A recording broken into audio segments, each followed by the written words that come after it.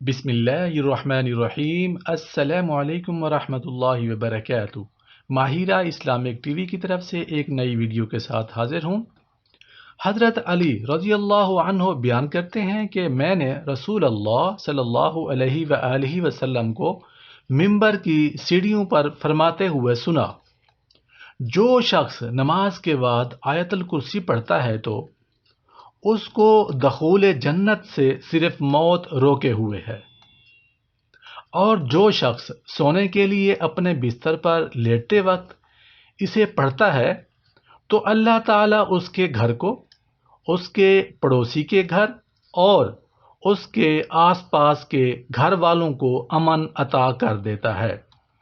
سبحان اللہ، سبحان اللہ۔ میرے دوستوں، بھائیو، بزرگوں، یہ ایک ویڈیو میں نے آپ کے ساتھ شیئر کی ہے۔ آپ نے ثواب کی نیت سے اپنے دوستوں کے ساتھ اس ویڈیو کو ضرور شیئر کرنا ہے۔